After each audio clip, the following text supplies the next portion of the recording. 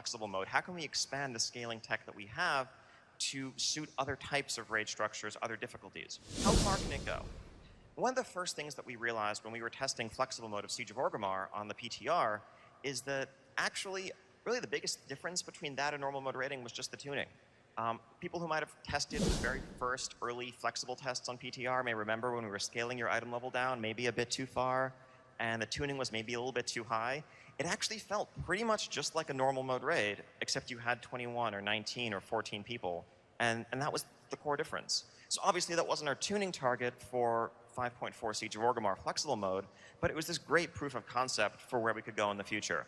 And we see no reason why what's currently normal mode difficulty can't just work flexibly instead. So you can do it with 10, 25, 14, 19, however many people you have on hand.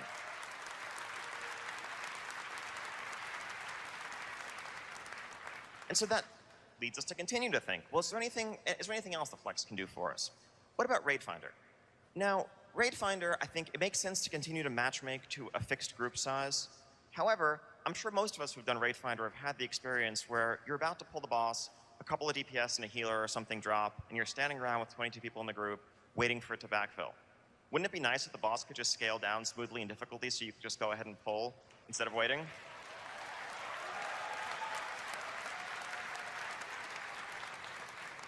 With flexible scaling, we can make that happen.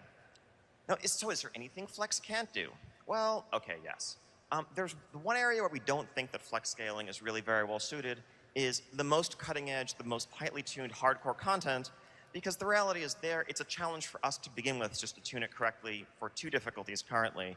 And this is the audience that really is going to try to min-max and take every possible advantage.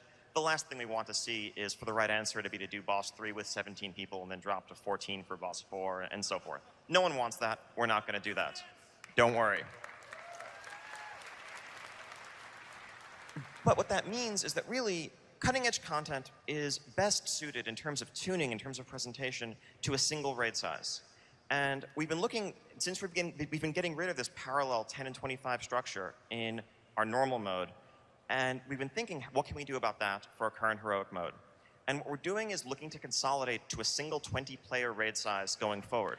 We were trying to pick an intermediate point that would be a compromise between the 2 existing raid sizes, but also allow for us to do some things like assume that you have at least one of every class present. So if you really missed the Enslaved Demon mechanic on High King Malgar way back when, or Spell Steal mechanics, we can do that. I don't know that we do exactly that, but we can do that.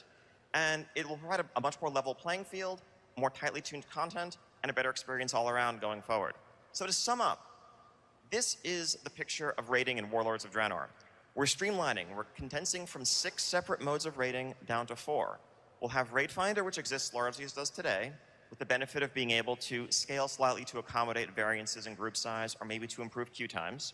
We will have a normal mode that scales flexibly from 10 to 25. We'll have a heroic mode that scales flexibly from 10 to 25. And for those seeking the ultimate raiding challenge, we have mythic difficulty at a fixed 20-player raid size.